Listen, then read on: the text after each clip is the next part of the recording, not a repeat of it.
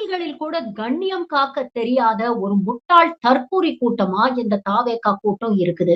இத காரணத்தோட தாங்க சொல்றேன். திருச்செந்தூர் கோவில்ல என்ன பண்ணியிருக்கிறாங்க அப்படிங்கிறத பாருங்க. கோவில் வளாகத்துக்குள்ள வீடியோ எடுக்கக்கூடாது அப்படின்னு ரூல்ஸே இருக்கு. ஆனா இந்த கூட்டம் கோவில் வளாகத்துக்குள்ள போய் தளபதி விஜய்க்கு ஹரோஹரா, தமிழக வெற்றி கழகத்துக்கு ஹரோஹரா அப்படின்னு கோஷம் எழுப்பியிருக்கிறாங்க. அது மட்டும் இல்ல, அங்க இருக்கக்கூடிய பக்தர்கள் கிட்ட போயி, அடுத்த வருஷம் அறநிலையத்துறை நாங்க டேக் ஓவர் பண்ணிடுவோம். அதுக்கப்புறம் இப்படி கியூல நிக்க வேண்டிய அவசியமெல்லாம் இல்ல. எல்லாருக்கும் பாஸ் வழங்கப்படும். அப்படின்னு வாக்குறுதி குடுத்து வாக்கு சேகரிச்சிருக்கிறாங்க. இப்ப புரியுதா? இந்த கூட்டத்த ஏன் திரும்ப திரும்ப தற்குறிகள் அப்படின்னு விமர்சனம் பண்றோம்ன்னு. இவங்களுக்கும் சங்கிகளுக்கும் பெரிய வித்தியாசம் இல்லைங்க.